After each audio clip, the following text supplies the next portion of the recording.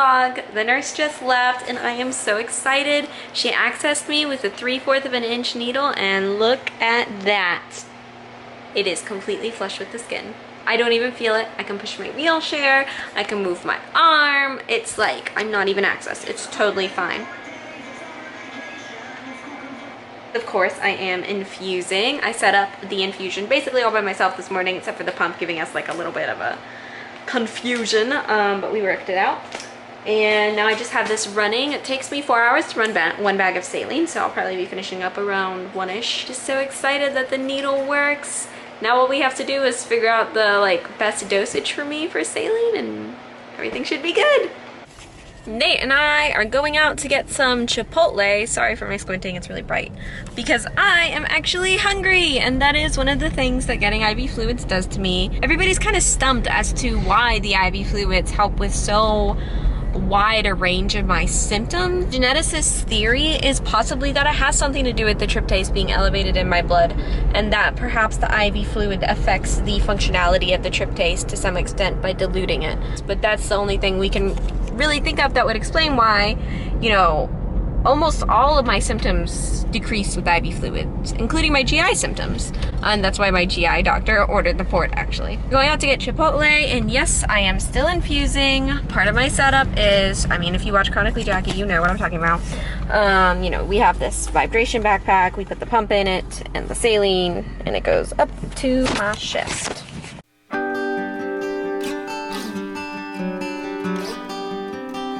We're leaving Publix, and Nate's pushing me so I don't bother my port because I don't like to push outside. And first time going inside a store while infusing, it was no big deal. I got a few stares, that's okay. And obviously we got some cookies because the cookies are awesome and I'm weak.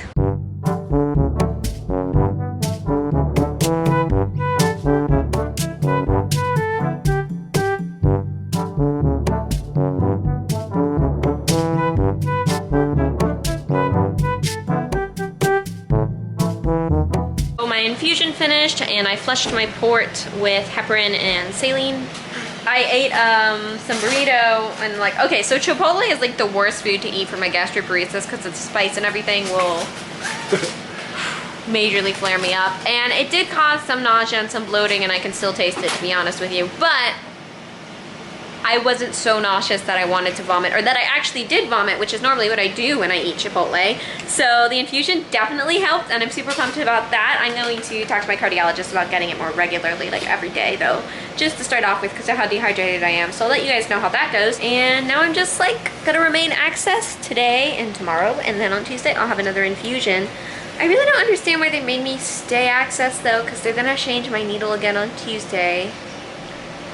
I don't know. I might, if the port bothers me like crazy, I might de-access tomorrow, and when the nurse shows up, just be like, you were gonna change my needle anyways.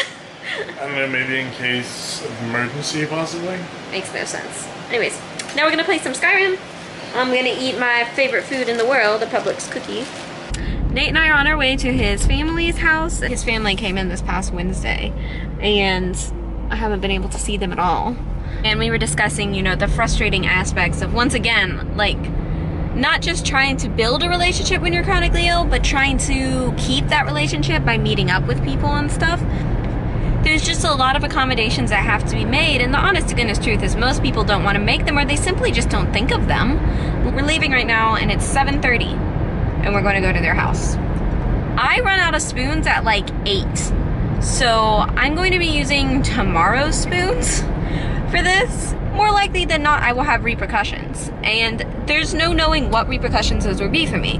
There's no way of telling how badly this will affect me, but it's so easy for lack of a term, able-bodied people to not think about that because it's like such a small thing to them. Like, it's no big deal to meet up with someone at 7:30, hang out with them until 10, and then like go our separate ways.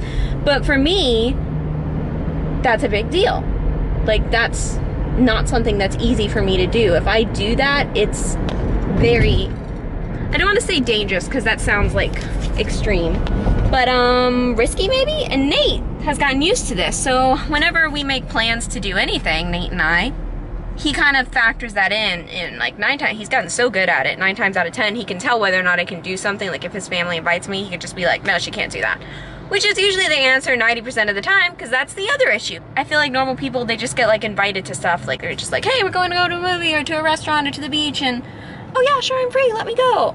All of those situations I just listed though, I would have accommodations that would have to be met, and that would complicate doing any of those. The one time I went to the beach recently was with my mom and my sister, so 2 people that know my chronic illness well enough, and we were there for literally 20 minutes, and I had an allergic reaction, and I was sick for like the next 3 days. It's very frustrating for me, especially as what I would consider to be a more extroverted person.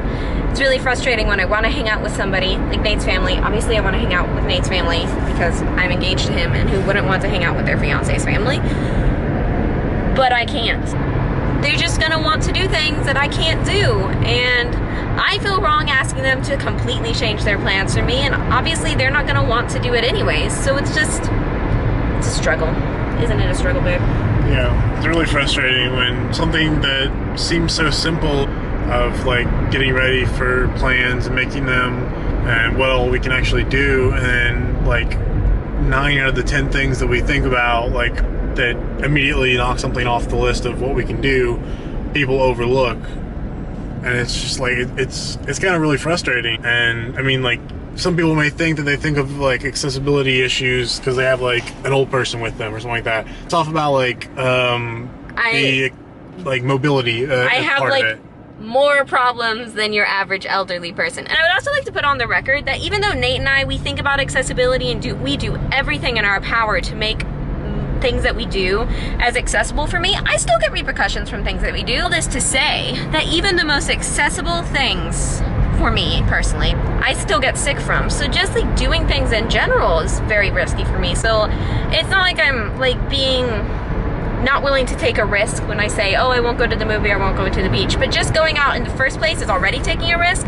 And then taking a risk on top of that by going to a venue that I would consider to be extra dangerous for me is just not safe. And honestly, when like, if somebody asks you for accessibility, don't cut corners with it. She's allergic to red meat. She can't be around cooked red meat or warmed up red meat or anything like that. When I say allergic, I'm not talking about like, oh, it gives me a little bit of the sniffles. I'm talking about like I could get anaphylaxis from red meat. I have almost gotten anaphylaxis from red meat. And although I've never had to use an epi, my conditions make it highly likely that if I used an epi once, I will have to use it again and again and again. It will just become a thing for my body to do.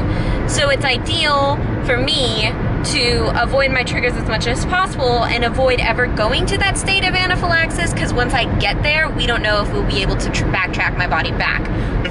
You're asked not to have that like food in the house that gives them allergic reactions, then being like, oh well, we'll just cook it in the garage or we'll heat it up in there and we'll just keep it outside. Like that's too big of a risk. Like, do you really want to be the one that's responsible for putting somebody into an anaphylaxis shock and then every other time that they are around that food get anaphylaxis shock? And honestly, I mean, to me and her, it seems like a basic enough request. Like, honestly, and don't also, have like, red meat there. Like, don't have red meat for 24 hours before I get there. I mean, obviously, we're not going to tell someone, like, never warm up red meat in the house. Lives there. If she's going to live there, then yeah, obviously you can't have red meat in the house. But like, yeah, my family doesn't touch red meat. It's, like, not allowed to enter our house. It's so simplistic, but for everybody else, it's such a big deal. And I'm like, I don't know why it's such a big deal. It just frustrates me a lot. That's a struggle we're having today. It's a problem. It's just another struggle of the chronically ill, I suppose. I bet I could just fry life it out. We survived Nate's house, and it's like almost 10 o'clock, and I used up all my spoons for today and yesterday. And tomorrow, you mean? Hence my spoons being used up. We're home now, and I'm going to go to bed and wake up super early to call my cardiologist. Thank you for watching today's vlog, because we're going to go to bed once we get inside. Please be sure to like and subscribe to my channel and all that good stuff. And I will see you all tomorrow. Good night.